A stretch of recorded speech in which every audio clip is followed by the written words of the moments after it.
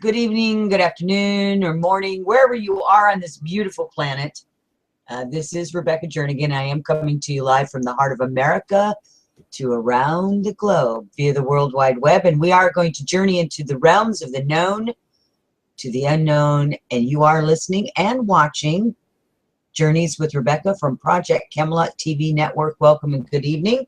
And if you haven't already heard his voice, yes, that is the infamous, so infamous Mr. JayPee. Oh, yes.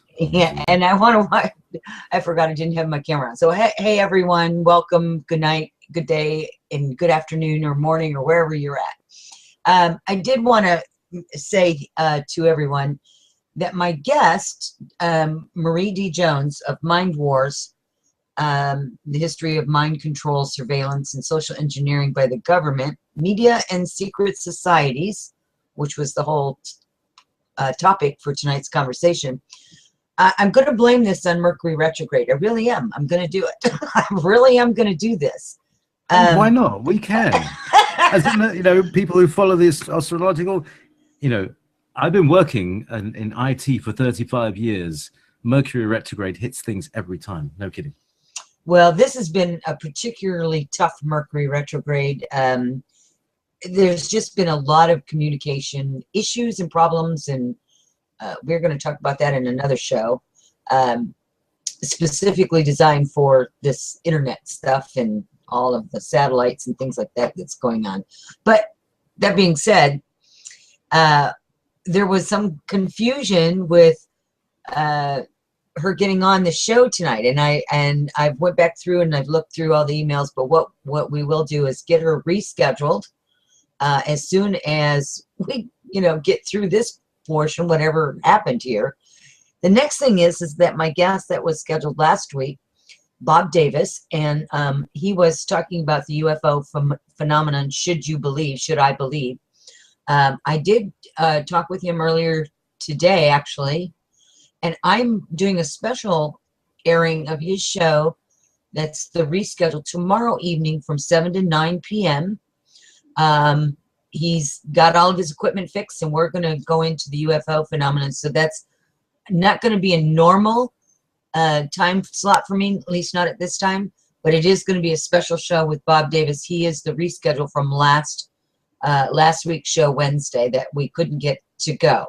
So we've got him all fixed, and then Marie had some issues somewhere, so we didn't have her on, but we will get her rescheduled because her book is pretty intense, folks, and we're going to get into all of that when she is back on the air. So that being said, I also want to introduce that I have an astrologer coming on next week. Her name is Shelley Enteen. She'll be on Tuesdays, about every other week, hopefully. And we're going to do an astrological update. We're also going to be talking about what's happened with the eclipses. There's 2 eclipses in this month. We've also, welcome to the fall, if it's still that day for you, wherever you're at. So we have this going on. There is a lot of different things going on, energetically speaking, and it does affect in the astrology, and that astrology affects everything that we do, the unseen world, so to speak. So all of that's coming up, and I have some really great guests. Robert Morningsky. I have James Honeycutt from New Tesla Technologies. He's coming back, and he's going to be up in the first week of October. And Michael Salas, I think I'm pronouncing his name correctly, he's going to be on. Bruce Fenton and his wife Daniela will be on, and he's an explorer, and he's been down in Peru and Ecuador into some of the caves and caverns. So I'm excited to have that couple back on, talking about what's going on. The last time they were on air with me was back in 2012. So it's been a minute, and so I have a lot of great guests for the show coming up, and provided we can get through whatever is going on, whether it be Mercury retrograde or all this internet issues and things like that, we're going to definitely get this done. So that being said, tonight JayPee is with me, and we are actually going to be kind of running the gamut. And one of the topics, which is my favorite topic, because it can go down so many rabbit holes, which is the energetics of what's going on. We're gonna talk specifically about this Mercury retrograde for just a second. I'm not an astrologer. I'm not talking about this in an astrological view. I'm talking about this as an energetic thing and what it is, what it does. And you can see this has been a pretty rough week for a lot of people, maybe even yourself in the last week as well. Mix-ups in communication, emails from people that I've accepted for, I don't know, years, all of a sudden end up in my junk folder, and I don't know why they're doing that. It's so there's all of this missed appointments and people not responding, or all of a sudden you get a huge influx of everybody responding to you. So there's just a lot of things that affect us on our daily life. And it's learning how to sit back and kind of take a deep breath. I've had to do that quite a few times today. Is learning to sit back and take a deep breath and just go, okay, this too shall change. Everything changes, right? So that's kind of what this is. And I want to have JP kind of talk for a moment and share his view on these energetics that are happening. And if you are listening on the YouTube right now, you have questions, any questions that you would have, please type them in, and then we'll retrieve them and answer them right here on the show tonight. So we don't want you to be shy. JP and I can talk about just about anything, and we'd certainly be happy to do that within reason. Within reason, we will. So, JP, how are these energies been affecting you? To say that nothing is going on is not an understatement. It's completely crazy. Everything is crazy.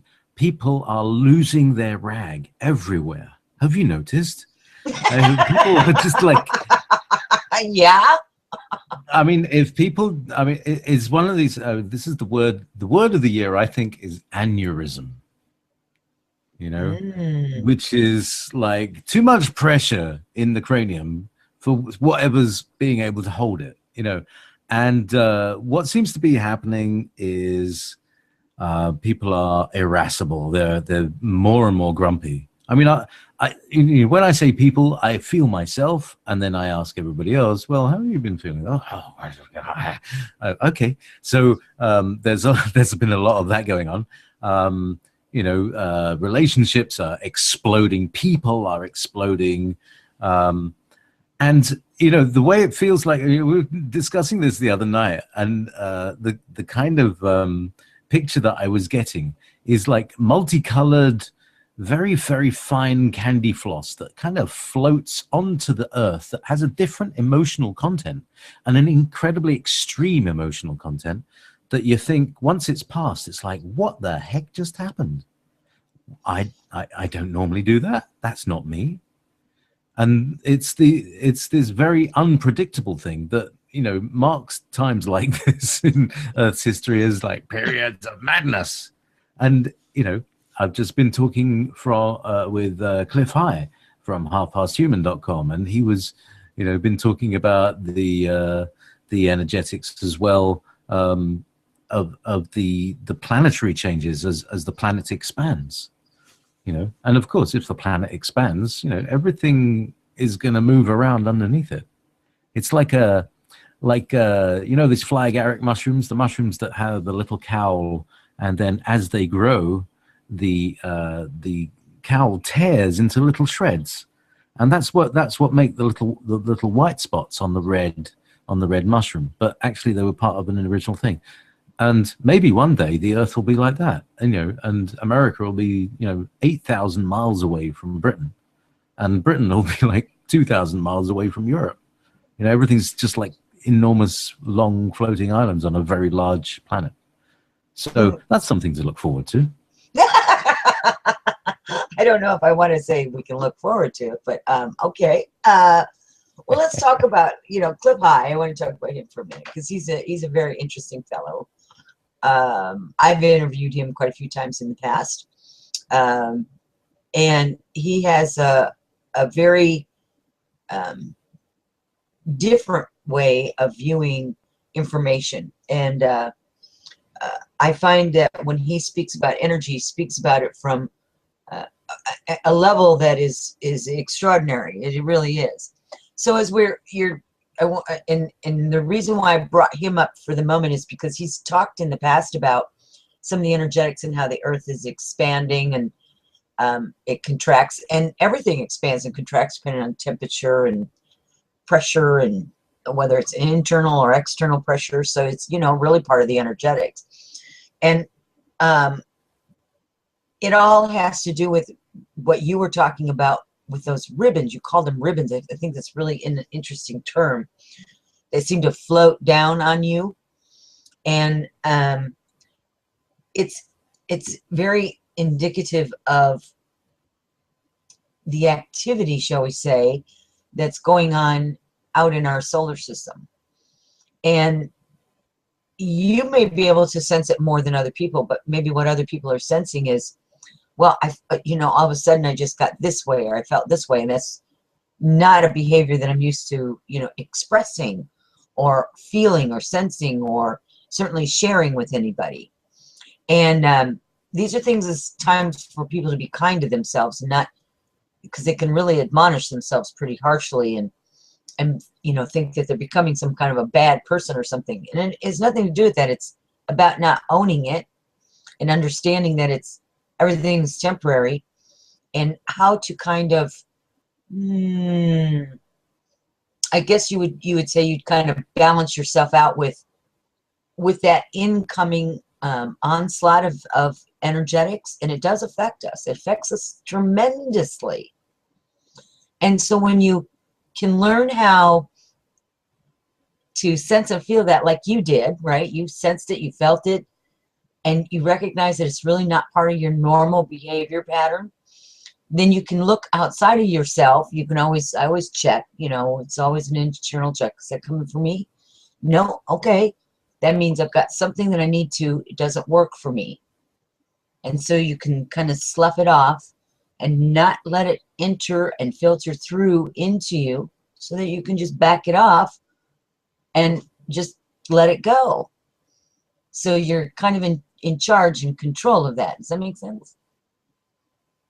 So it's being able to step back from it and say, is this mine or is this not mine? I mean, I think that's probably the best advice you can give, because that's the first insight into actually, you know, looking and knowing yourself is, you know, did I just feel that? You know, did you just feel that? Yeah. Yep. And that happens a lot. Like, you know, when you're, especially if you're in a vehicle with somebody and you're taking a trip and you drive through areas that's not your normal areas to drive through, and sometimes it can happen in your normal areas. And you can just feel the shift when you're driving through. You go, wow, what was that I just drove through? You can feel it. You can actually feel it. It's almost palpable to you. So yeah. Yes, indeed. Well, it wasn't. It wasn't on. Because I don't have a car anymore.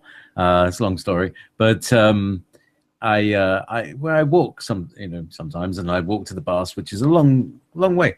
And I was walking along the road recently, and I walked into one of these things, and it's like a kind of dense emotional field. So it feels like you've just walked into somebody's rage, you know, or somebody's rage has walked into you, and you're now walking along with this rage, and then suddenly it goes away.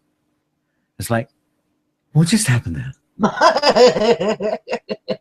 And you know, I very distinctly remember it happened, you know, about last year, I think. I was walking on the way to the bus stop, and because it's a long way, and so it was very interesting. This thing just kind of flared up, and it was in the space of about 15 feet on a corner on a country road. You know, just like the middle of nowhere where I walk, you know, many times. And I thought, that felt like it's a kind of big candy floss bubble so of emotion. And that was really weird. And, you know, I suppose I'm sort of emotionally sensitive, you know, but essentially I can feel things that happen. You know, they happen in my body, but you know, I notice when I notice them, as you say. So, You still with me? Yes. Okay. Are you there? Okay. Okay. There we go. Are you still with me? Yes, I'm still with you. Did you lose me? No, just having some weirdness. It's Mercury retrograde. I'm blaming it all on that. I told you I was doing that. Yes, I'm blaming it all on Mercury retrograde. So this energy that doesn't belong to us, you know, this you know, all of this stuff that's out there. If we learn to become more sensitive to what's happening, and we tap into more of the subtle parts of who we are, we become more cognizant of our world around us, and we become more understanding, we become more knowing about who we are and what belongs to us and what doesn't. And it really does take, JP, it really does take, I guess you could say, time or work to make that happen, to practice at it. And I worked at it for, you know, I've always been a sensitive, and I had to learn how to differentiate what belonged to me and what didn't, because I was owning everyone's stuff. And that's a true definition, I guess, of an empath, as you feel everything. And, you know, that's the reason why I built these classes around here, is in order to help people find some tools to be able to better help them. Yeah, this is the quality known as empathy, and it's something that we're all going to be feeling. I get the sense that, you know, where you've been or where you're at is where everybody's going to be at, and where you'll be at then. Well, again, you know, it'll be you know, the new normal, and it's part of our growing talents, as the thing that says that when Jesus said, all these that I do, you can do too, or something like that. Yes, these things you can do and more or better, or yeah, something like so that. Yeah, it's part of this expression into being, you know, an evolving human, as opposed to somebody who is stuck. Now, it was, what was it? I can't remember whose quote it is, but you know, most people when they find enlightenment, they kind of dust themselves off and walk on as if nothing happened, because it's not always a very pleasant process, is it? it's not. It is not. And seeing the truth of things. No, it is not. It is not an easy thing. Here is and we do have a question in the chat box here, so I'm going to go ahead and answer it before we move on from this particular topic, so we don't lose lose sight of where we're at, because we can get so far down the road and somebody else has another question or something and then it doesn't get answered. It happens a lot. You learn to filter by understanding who you are, how you operate, how you feel about things, and are you recognizing what belongs to you and what doesn't belong to you? And I'll give you a couple of examples here.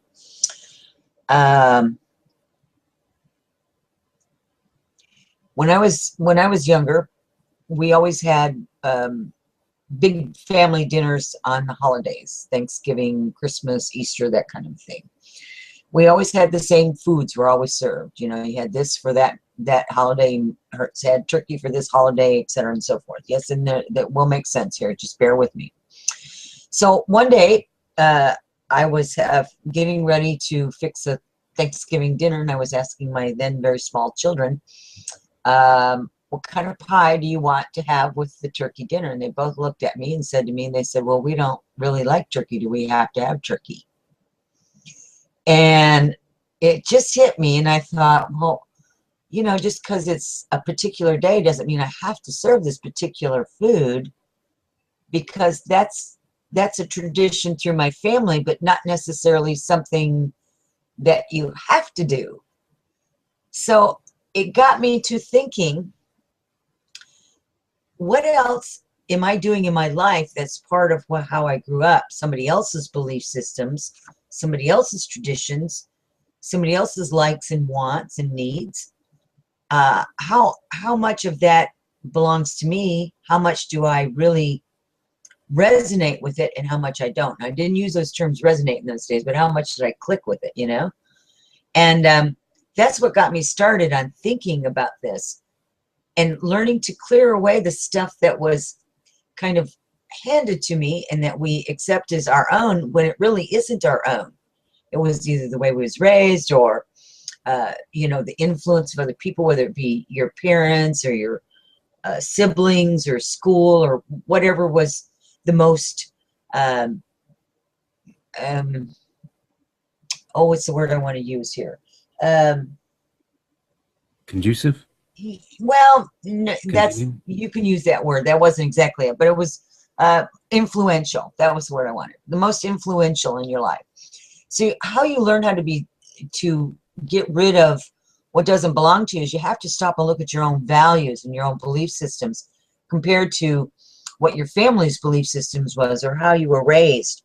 And are they yours? Is there something that you could do that would be better than how you were raised or how your family believed or what have you? And if so, then that's when you begin to let go of those things. You are now beginning to find out who the authentic self is. And we've talked about that. Now we're getting into the authentic self. So, you know, this energy thing goes in, like I said before we started the show, it has a lot of rabbit holes you can go down.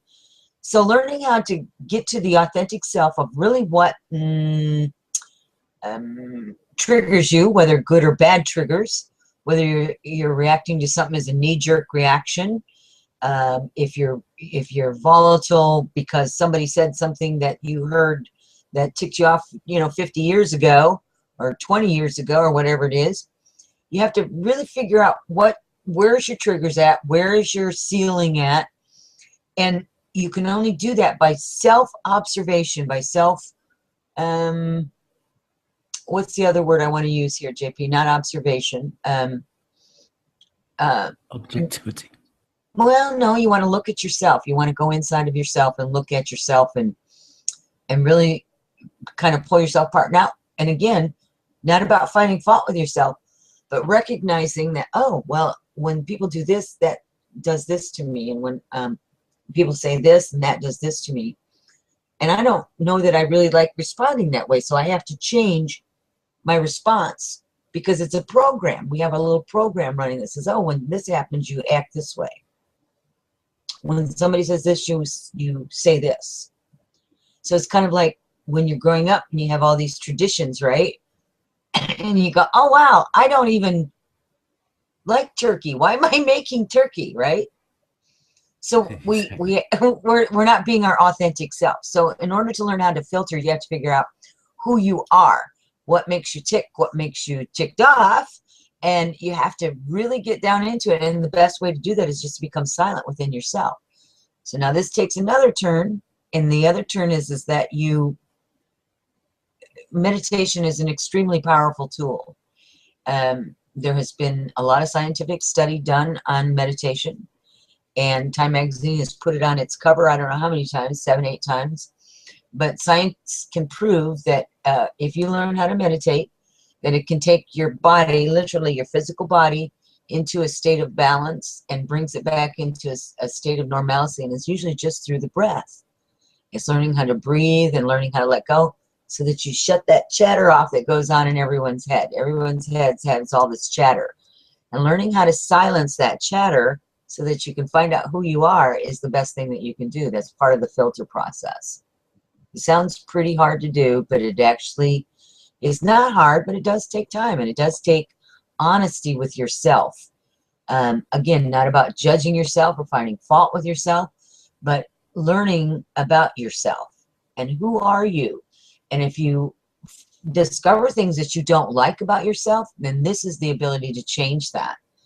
And so you can filter these things when you walk into a room, like you, JP, were talking about. All of a sudden these ribbons came and all this reaction happened. But then when you stopped and thought about it for just a split second, it didn't take you very long, you realized that this wasn't really you, that it was just a passing thing that flew by.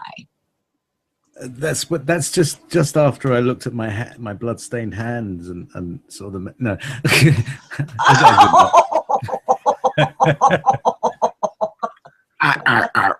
No. Honestly, I'm not a psychopathic murderer. Really, not today anyway. So look, there's another thing, and it was a gift from one of my guests a while ago, Tony Minervino.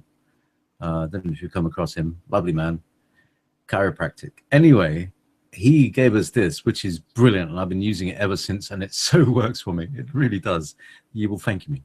Okay, it's really simple. If you breathe in through the nose, really as big as you could, blow yourself up just like a balloon, and then out through your mouth, you will feel a lot better. It will discharge some of that pressure inside you. It's like there's a safety valve, and now we normally breathe the other way, and that pumps us up. So it's like a kind of body pump mechanism, you know. So if you breathe in through your mouth and out through your nose, that's like a bull, isn't it? But if you breathe in through the mouth and out through the nose, that's like breathing in and going, oh. Really. So there's a little giveaway for you. No, the breath is extremely important. As a matter of fact, I'm glad you brought that up, because on my store page at my website, journeyswithrebecca.com, years ago I made some meditation CDs, and they were talking about beginning meditations. That's what it was. And they're free. It's in the store portion of my website, because I didn't know where else to put it. But I have 4 of them online. And they are about the breathing technique, and they don't take very long. So you're free to go there, check it out. That's journeyswithrebecca.com, and go to the store page. And certainly it will teach you how to breathe in and breathe out. And I learned about that, believe it or not, when I was, pardon me, training for, I was a sports fanatic when I was really young, believe it or not. And I was training, and I had a trainer teach me about the breath, and it was kind of interesting. And then when you go and meditate, the breath is actually opposite of how you train when you're wanting to build strength and stamina and stuff for sports like activities. It's kind of strange. Yeah, it's you know, I think it's very much like using the technology of the body, because you know that's what we are. Mine's a bit like, you know, it's the esoteric books call the body the vehicle, right? And yes.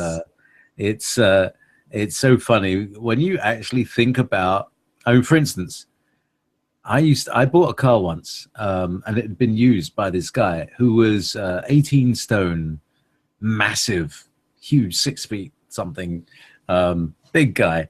And basically he'd worn a kind of hole in the car, like where he slammed into the into the gear knob, what do you call it, stick shift, you know, all the stick shift was completely worn to hell, like he'd really pushed it hard, and all the seats had been squeezed out to the side. It was just incredible. I felt like a tiny person. I wasn't small either, you know. So you know, we make our impression on the world.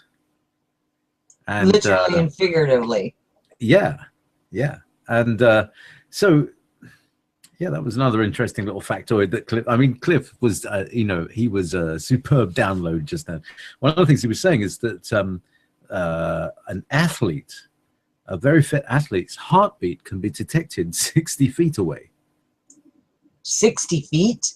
Yeah, the magnetic field of the heartbeat of somebody going boom, ba-dum, ba-dum, ba-dum, ba-dum. Now see how cool is that? Now we're getting into the magnetics, another form of energetics. Woo! Absolutely, magnetics and scalar. So yeah, and that indeed we are scalar beings. You know, that's, I think that, you know, they're always talking about, you know, nobody can figure out how people who are psychic can do what they're doing, and then we've got these weapons that are called scalar, and we don't know how exactly they work, but they seem to work, and it seems to be, you know, maybe it's the same thing, you know.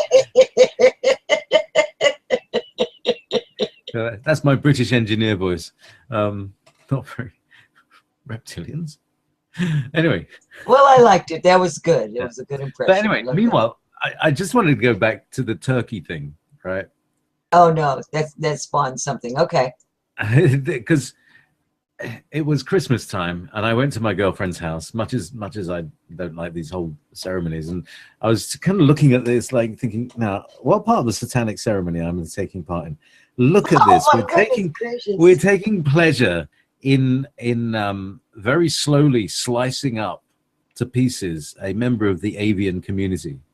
You know, and there I am, and there's a photo of me slicing this duck, and I'm looking here when I'm looking on the screen, and I'm thinking, now, if I were to be standing next to a representative, an ambassador of Duck World, right, where people are duck, you know, there are duck people, okay, we got all the avian people, there are eagle people, there are chicken people, turkey people, duck people, you know, I'm pretty sure. Somewhere in the universe, it's an infinite universe. One day we're going to have an ambassador for that, and they're going to be looking through my Facebook photos and say, oh yeah, I know. Oh yeah, what's that? And I say, yeah, that's Christmas. And oh yeah, what do you do at Christmas? Well, we take it. Yeah, that's a bit awkward, really, isn't it? You know what I'm saying? Oh my goodness. I have these weird thoughts like that you know, that we don't treat these creatures very well. I have these chickens, and they don't lay eggs, and I'm not cruel to them, but they just don't lay eggs, and they're just useless chickens. And all I do is feed them, and this cock just this cockerel. Sorry, I can't say that. This cockerel goes, and it is like even he can't be bothered to crow. Oh no. Our quacks duck people, very, very likely, Colleen. Well, so interesting. So, all right. So let's get back to and further on from that, right? On Chicken Planet, do they have Kentucky Fried Human? Yeah, I don't know. And Jewish mama soup. Yeah, I don't know. You know, we've got tribes out there that are still cannibals, so you know there is something to be said about that. So yep. Tastes like chicken. Anyway, everything tastes like chicken apparently. So that being said, let's get back to Cliff Eye and the magnetics and the scalar and all that stuff. Yeah. The magnetics are an extremely interesting form of energy, and so is the scalar. You know, I think people don't really recognize, pardon me, JP, that we have radioactivity in our bodies, and not necessarily because we've been exposed to it, and we have scalar, and we have all these different energetics within us, and substances, and they all react to different things in this world, right? Like if you put two magnets together, they either will try to pull apart or they'll try to go together, depending on the magnet, right? So they have this weird energy. I used to play with magnets, by the way, when I was a kid. You can't really buy them anymore. They're so expensive, but I used to play with them all the time. We had them, and I would play with them, and I would click them back and forth, and I roll them around in my hand. I carried them around. My mother was just really, she's, what are you doing? I said, I don't know. They just feel really good. Playing with the magnets. They were my toy. But I always loved magnets. And I realized, you know, as I got older and you start learning science stuff about what goes on in the body and everything, some of the stuff that you do and you don't realize why you do it is there is a scientific reason for it, and it can be backed up with that, and there's still a lot of things that people don't, that science still doesn't understand. And I had an interesting conversation with one of my guests the other day, not on air but off the air, and I had an interesting conversation, and they were talking about, he's a scientist himself, and he says, you know, I had to learn to step out of my science brain and become more objective. And he said, and when I did that, he said, everything that I learned became very different He said, because then I started accepting things that we couldn't yet understand. And, you know, through the years, I've talked a lot about that, about I can't explain everything, but I know that scientifically it exists, that we just don't have the instrumentation, or we certainly don't have the science people yet that are on the same wavelength, so to speak, to scientifically prove that. But it's kind of like, how do you prove love exists? You feel it, you sense it, you know it. And there's brainwave patterns that they found out that when you express different things, it triggers different things in your brain. And so scientifically, they can prove when you're feeling love or hate or anger or an emotional state of mind. They can't see love, but they can see the synapses going on in the brains when you feel love. So they're getting better at it, but they're not quite there. But this scientist was pretty interesting to talk to off the air, and I don't know if he's going to talk like that when I get him on the air. I find that a lot of the guests that I have when I carry on a conversation with them, that before we get on air, we have these long, in-depth conversations, and they're pretty profound. But when they get on the air, they have a tendency to back down and become kind of, this is my spiel, and this is how I need to present my material.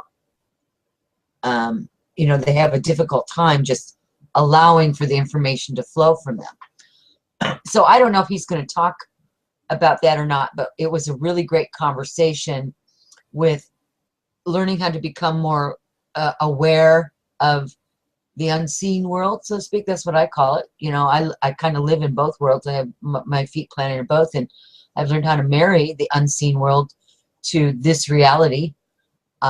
And it can be quite a balancing act. But the magnetic energy that we all feel is because it's part of what we are, the scalar, the radioactive stuff. I mean, we are amazing creatures. It's the, as I said, it's the body technology, because, you know, our bodies can measure things that scientific instrumentation has no idea about measuring. Exactly. Imagine if you were an ultra-dimensional person, like with our body, that could, you know, drive one if it had the right control panel and the right interface. And, you know, you had one grown up and groomed for years, and, you know, there you have your avatar being, and it's got all kinds of sensoria, which give the body the ability to smell things at hundreds of yards. You know, imagine the wolf is another technology, and Exactly. people have found, when they look at DNA, they keep finding signatures of people that, oh, this is Enki's work, you know. Yeah, signed by Enki. Yeah, he does have the South African accent, you know. Well, you know, you know, we're kind of bouncing around here, but when we talk about energetics, you know, there's been so many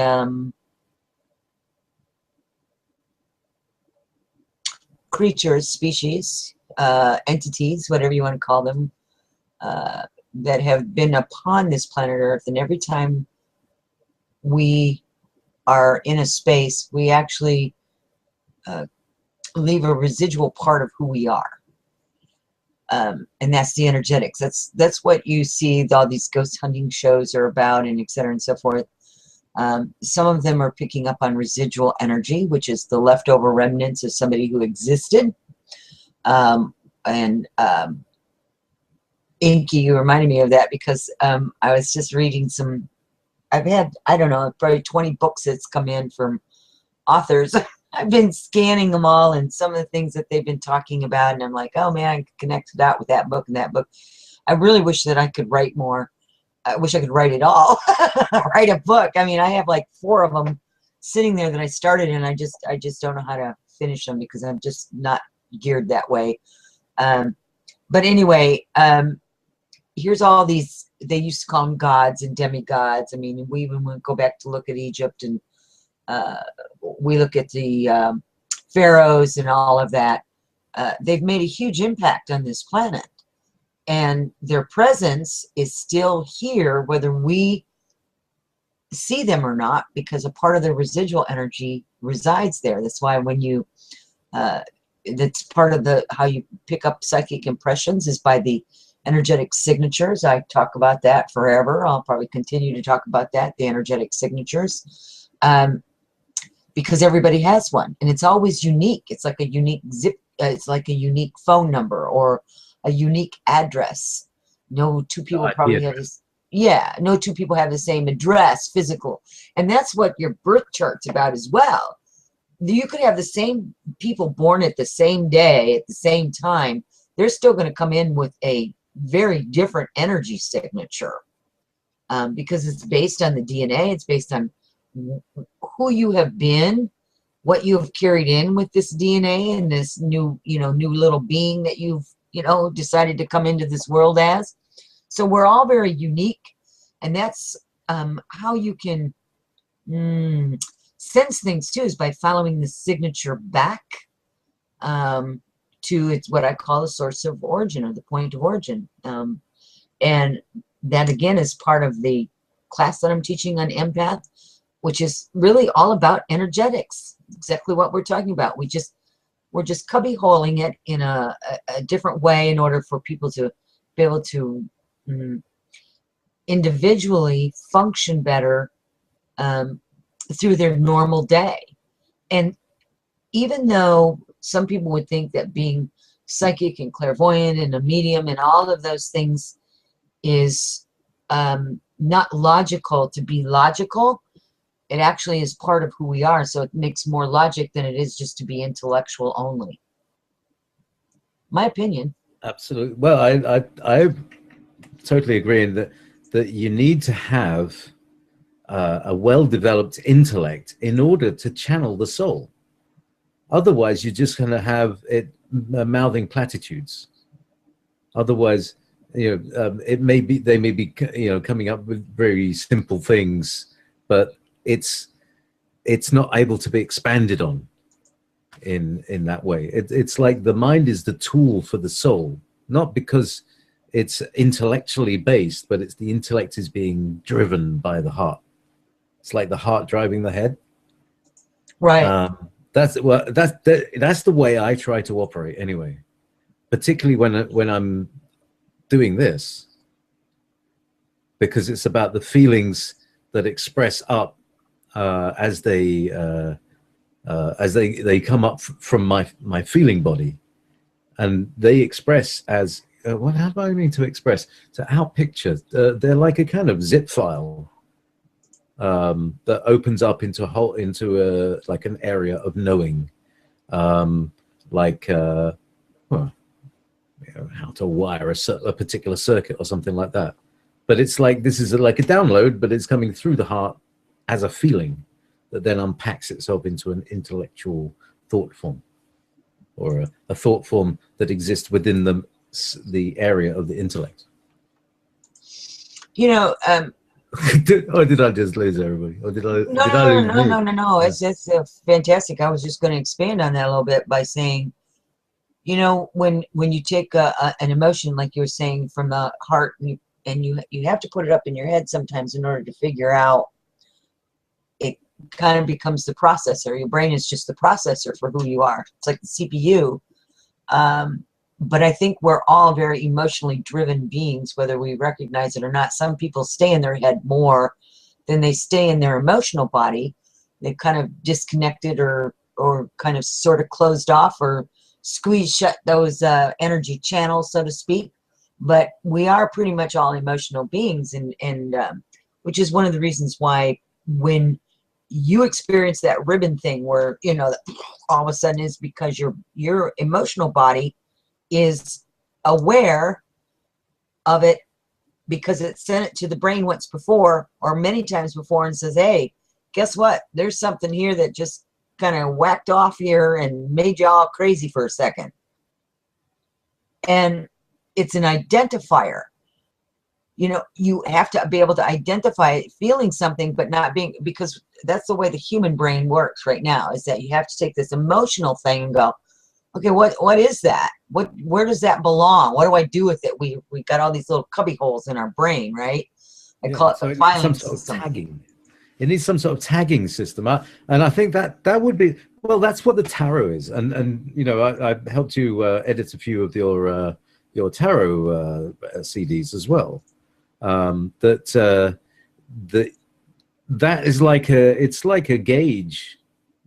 It's weird how it works, and that's part of the magic of the technology of the human body, is that your hands can pick out vibrating objects such as tarot cards, and they move somehow they flow from one to the other. You know, if you're shuffling a card, and often you'll get a card that jumps out because it's so energized by the vibration that you're in, that it will leap out of the pack as you're shuffling it. And you pick it up and say, aha, you know, that's always very significant. I find the ones that, I mean, sometimes they really jump out, and that's because of the way that your hands are vibrating, and the card is vibrating because of the energetic of that card. And so what I'm saying is that the tarot deck is more than just a divination tool. It's a gauge. You can use it like a, you know, like a scale to measure things, like a ruler, in terms of energetics, because each of the cards represents an energetic domain. Am I making sense? Absolutely. So let me share with you what I do. Every once in a while, I have to replace a deck of cards. They're not like a regular deck of playing cards. They kind of wear out. You know, they're just, you're not supposed to shuffle them and do all that weird stuff with them like you would a regular deck of cards, but they still get kind of wore out. But whenever I pick up a deck of cards, or it doesn't matter what I'm doing, I could be picking up anything, but we were talking about tarot cards. So when I pick up a deck, I may have to go through 2 or 3 decks, and they're always the same one. It's just there's, you know, maybe 2 or 3 of them there for me to choose from, and I always pick the one that feels like it resonates, because somebody's handled that deck before I got it, before they put it in the package and sent it off. So somewhere it's gotten handled by somebody, and I can feel whether or not that vibration will resonate with me or not. And if it doesn't, then I don't buy that deck. I get a different deck. I look for it until I can find one that resonates with me. But then I don't leave it at that. I bring it home. I have to make that deck my own. In other words, attune that deck to me and me to it. It's a synergistic relationship between that deck and myself, so that when I'm holding that deck, before I start using it at all I'm asking for is the truth and the wisdom and the guidance of whatever needs to be shown to whoever's asking the questions. It's not for me, it's for the other people who ask for these things, right? Exactly. It's in service. That's right. It's in service, and I'm in service. So that's the synergy as well, connection. And so when I sit down and do a reading, I think about the person's name before I start doing the reading. Of course, I always have my readings are set already, so I have appointments, right? So before I even get the deck out anymore, it talks to me. You know, I don't really read the cards. I call them holders of information. So it's like each card will resonate with whatever that person needs to know, and it shows up in my space. And then I just tell them what's shown up in my space. And it is all about energy. So I think you just described exactly what you mean by an energetic signature. When you were saying you were talking about the buying the different decks of cards. When you looked at the cards in the shop, or you felt the cards in the shop, there were some that felt good. Some that, I was thinking, it might also be to do with the time and date and location of where those cards were printed, and yeah, who cut them, and you know, You know, very simple things like it might be Friday afternoon at a printer's, you know, and there's a lot of booze involved, and you could probably even pick up the booze and say that's a, you know, that's a Warminster Pale Ale or something. Well, you know, that's a highly tuned empath. Yeah, there you go. Well, you know, that's, and I've talked about this little experiment that people can do, and it really is very simple. Everybody has to go to the grocery store, right? So when you go to the grocery store, you walk down the aisles, and I don't know about everybody else, but I always have to have a little bit of a list so that I don't forget some of the essential things, you know. So like, hey, if I'm out of salt, I got to buy salt. If I'm out of butter, I got to buy butter, you know, whatever, right? So I make this little list. And I really do try to not go beyond that list of what I need just to be able to function with no matter what it is that I'm going to be preparing or cooking or whatever. And I don't do much shopping at the grocery store anymore. Most of the stuff is bought local and things like that. So it's I don't do the grocery shopping like I used to at a grocery store. But for those that still do, you can walk into the grocery store and pick an aisle. I don't care what aisle it is. I don't care if it's the fruit and produce aisle. I don't care if it's the canned soup aisle. I don't care what it is. But maybe you have your idea in your mind that, oh, I'd like a can of chicken noodle soup. I'm just using that as an example, and it came to mind. So you go down and you grab a can of soup and you throw it in you absentmindedly just throw it in your cart. And you say, oh, I need a bag of potato chips. You throw those in the cart. Oh, I think I need a pound of sugar. So you throw that in the cart. And so on and so forth. Pretty soon you get to the checkout aisle and you get home and you've got all this food that for different things that you want to prepare, and you go, gosh, none of that sounds any good. I wish I would have got something different at the grocery store. It's because your body was telling you that it didn't want any of that stuff, but you weren't paying attention. So when you go in the grocery store, you walk down the aisles, and then you kind of have to do this slowly at first, because if you go too fast, you'll miss the subtleties of what's being projected to you. Because your idea when you go in the grocery store is not to hurry to get through it or to be in a hurry to get from point A to point B, but it's to buy what your body wants you to buy for you, what you need. And if you're buying for a family, that can also be put a part of the equation. What does your family need? And when you start shopping intuitively like that, you'll find that you're picking more and more foods that are non-GMO, that they're more organics. There's less junk food, more healthy foods, and it's because that's what your body is asking you to do. And it will let you know, and the more you begin to eat intuitively, the better you begin to feel, because you're feeding that energetic signature that's unseen to you, and a lot of times unfelt. You don't feel it. It's not like your body's saying, oh, hey, I need you to go down and buy some green beans today, right? But it's telling you what it wants when you go to the refrigerator or you open up your cupboard and you go, gosh, nothing sounds good. I don't know why I bought all this, because I don't want any of it. Have you ever done that? I try it at the moment.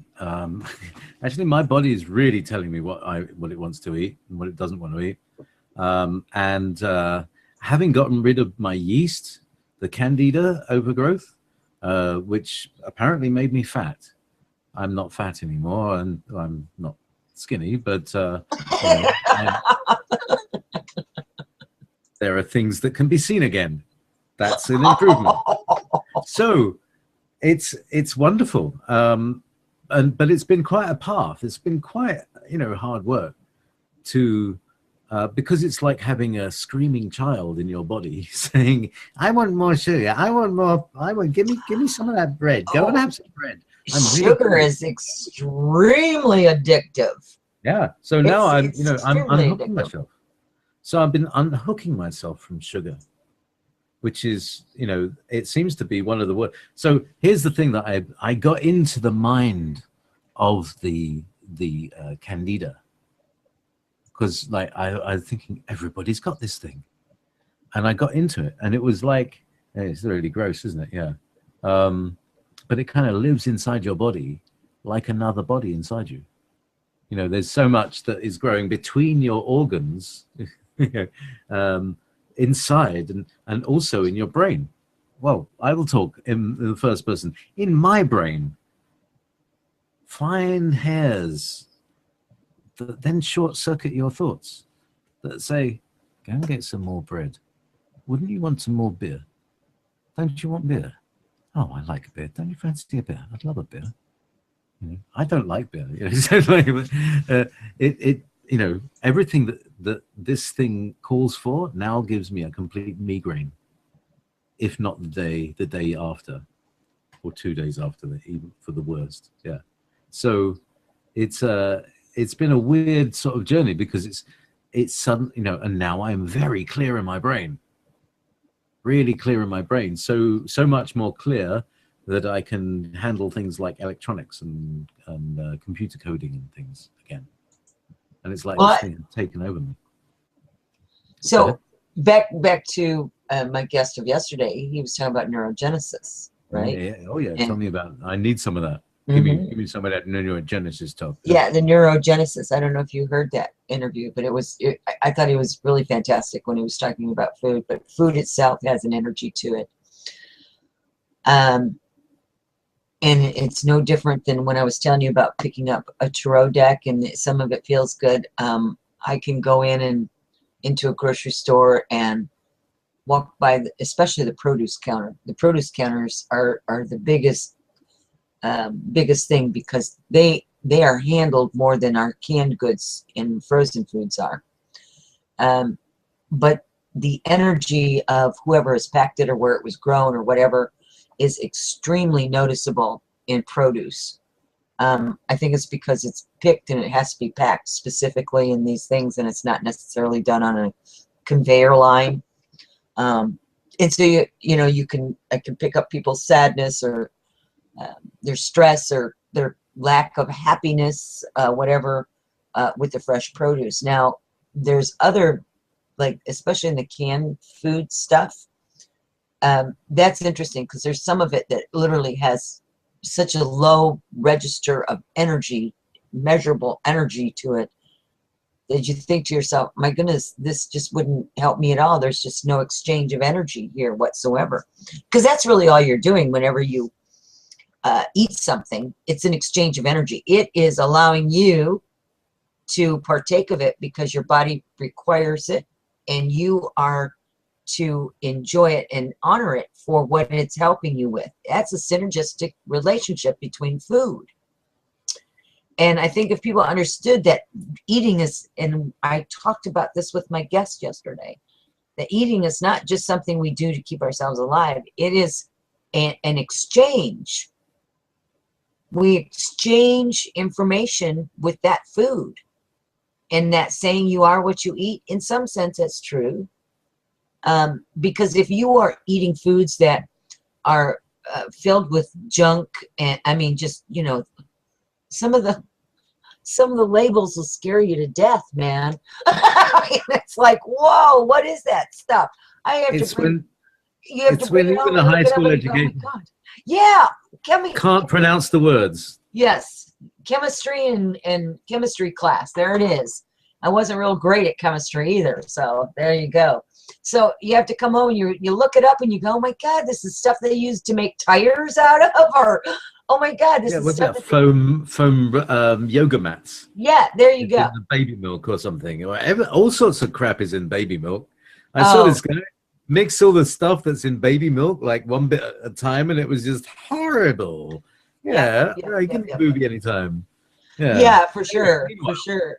And so getting back into the energetics of that, there's something to be said about really honoring the food that you are putting in your body, and however that food comes to you, you need to really kind of sense what it is. I mean, there's times when I've been partaken of food, and I could feel that there wasn't much niceness about the food because of where it came from, not necessarily the person that was serving it. And you have to do some energetic work on it before you can even ingest it, because one of the things that I have found is that when I ingest food that is extremely heavily laden in chemicals, I get this really weird feeling right here in my neck, and it starts spreading. I mean, it's like I can feel like it. a metal ribbon. It's just awful feeling, you know. And you know what it is? It's like that the sewage pipe that goes down onto the beach. You know, this. Oh no, yeah, sorry, yeah, that's not nice. yeah, I think I hear what you say in pictures. Please remember that. Oh, sorry about that. and it was a very all right. Okay. Meanwhile, hang on. So, oh no. I love it. Anyway, so energetically speaking, we have to be more cognizant of what we ingest, and that includes our own particular household environment. So, you know, like your chemicals you clean with, what you do your laundry with, what you wash your body with. I mean, it's still all part of it. It really is all part of it.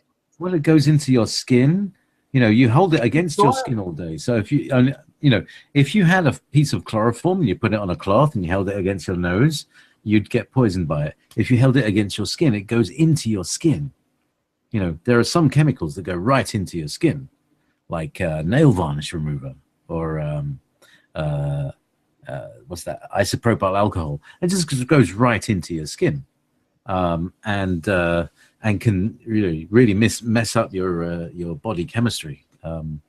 Strangely enough, you have to drink alcohol to get rid of the stuff like that, because it makes your body say, "Oh, I've got stuff in it I need to get rid of."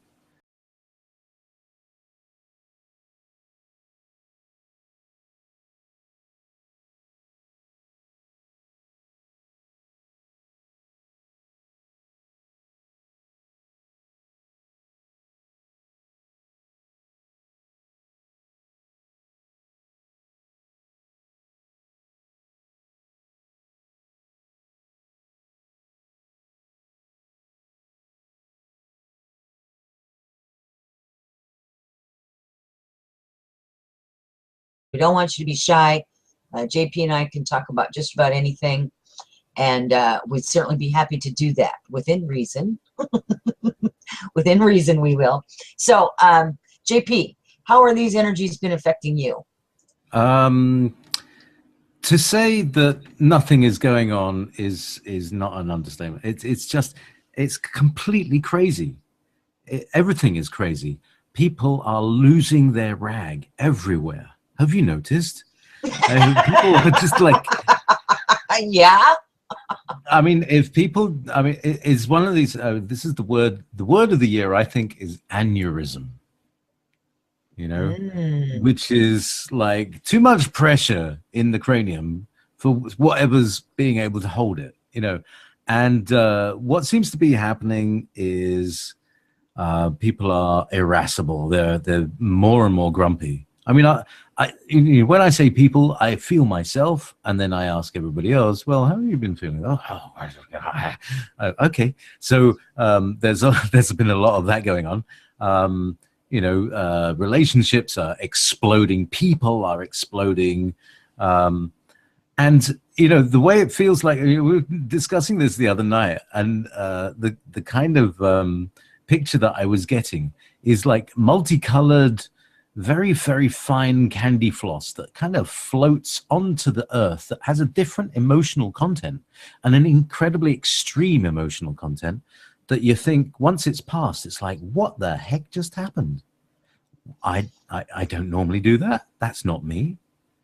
And it's this very unpredictable thing that, you know, marks times like this in Earth's history as like periods of madness. And, you know, I've just been talking with Cliff High from halfpasthuman.com, and he was, you know, been talking about the energetics as well, of the planetary changes as the planet expands, you know. And of course, if the planet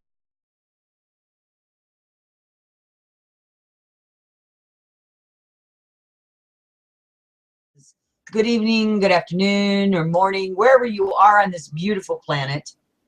This is Rebecca Jernigan. I am coming to you live from the heart of America to around the globe via the World Wide Web, and we are going to journey into the realms of the known to the unknown, and you are listening and watching Journeys with Rebecca from Project Camelot TV Network. Welcome and good evening. And if you haven't already heard his voice, yes, that is the infamous, so infamous Mr. JayPee. Oh, yes. And I forgot I didn't have my camera on. So, hey everyone, welcome, good night, good day, and good afternoon or morning or wherever you're at. I did want to say to everyone that my guest, Marie D. Jones of Mind Wars, the history of mind control, surveillance, and social engineering by the government, media, and secret societies, which was the whole topic for tonight's conversation. I'm going to blame this on Mercury retrograde. I really am. I'm going to do it. I really am going to do this. Why not? We can. As in, people who follow this astrological, I've been working in IT for 35 years. Mercury retrograde hits things every time. No kidding. Well, this has been a particularly tough Mercury retrograde. There's just been a lot of communication issues and problems, and we're going to talk about that in another show, specifically designed for this internet stuff and all of the satellites and things like that that's going on. But that being said, there was some confusion with her getting on the show tonight, and I went back through and I've looked through all the emails. But what we will do is get her rescheduled as soon as we get through this portion, whatever happened here. The next thing is that my guest that was scheduled last week, and it expands, everything is going to move around underneath it. It's like these fly agaric mushrooms, the mushrooms that have the little cowl, and then as they grow, the cowl tears into little shreds, and that's what make the little white spots on the red mushroom. But actually, they were part of an original thing. And maybe one day the Earth will be like that, and America will be 8,000 miles away from Britain, and Britain will be like 2,000 miles away from Europe. Everything's just like enormous, long floating islands on a very large planet. So that's something to look forward to. I don't know if I want to say we can look forward to it, but okay. Well, let's talk about Cliff High. I want to talk about him for a minute because he's a very interesting fellow. I've interviewed him quite a few times in the past, and he has a very different way of viewing information. And I find that when he speaks about energy, he speaks about it from a level that is extraordinary. It really is. So as and the reason why I brought him up for the moment is because he's talked in the past about some of the energetics and how the Earth is expanding, and it contracts, and everything expands and contracts depending on temperature and pressure, and whether it's internal or external pressure. So it's really part of the energetics, and it all has to do with what you were talking about with those ribbons. You call them ribbons. I think that's really an interesting term. They seem to float down on you, and it's very indicative of the activity, shall we say, that's going on out in our solar system. And you may be able to sense it more than other people, but maybe what other people are sensing is, well, Bob Davis, and he was talking about the UFO phenomenon. Should I believe? I did talk with him earlier today, actually, and I'm doing a special airing of his show. That's the reschedule tomorrow evening from 7 to 9 p.m. He's got all of his equipment fixed, and we're going to go into the UFO phenomenon. So that's not going to be a normal time slot for me, at least not at this time, but it is going to be a special show with Bob Davis. He is the reschedule from last week's show, Wednesday, that we couldn't get to go.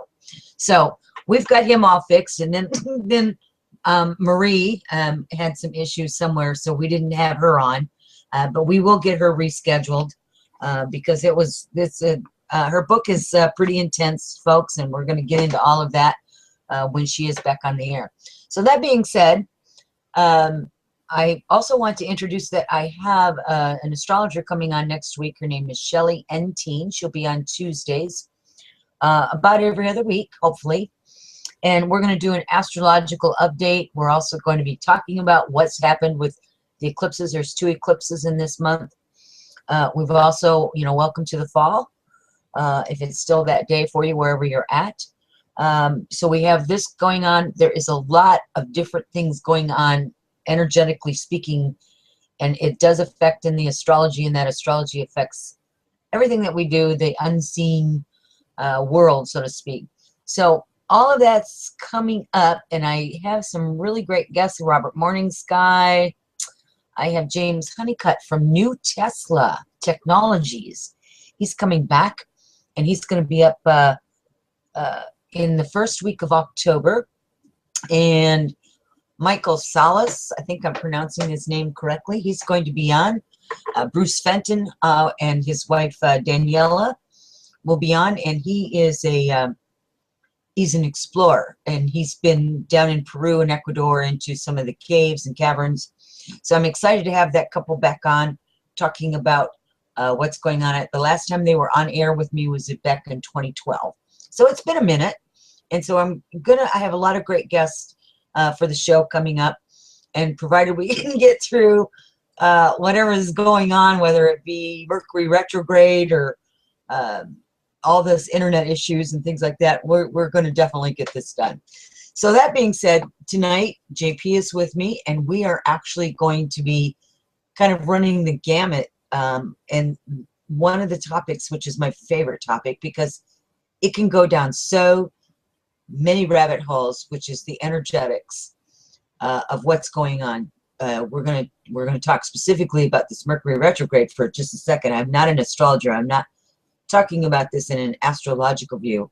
I'm talking about this as an energetic thing and what it is, what it does. And you can see this has been a pretty rough week for a lot of people, maybe even yourself in the last week as well.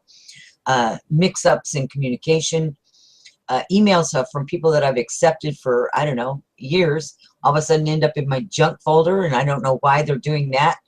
It's so there's all of this missed appointments and people not responding, or all of a sudden you get a huge influx of everybody responding to you. So there's just a lot of things that affect us on our daily life, and it's learning how to sit back and kind of take a deep breath. I've had to do that quite a few times today, is learning to sit back and take a deep breath and just go, okay, this too shall change. Everything changes, right? So that's kind of what this is, and I want to have JayPee kind of talk for a moment and share his view on these energetics that are happening. And if you are listening on the YouTube right now, you have questions, any questions that you would have, please type them in, and then we'll retrieve them and answer them right here on the show tonight. So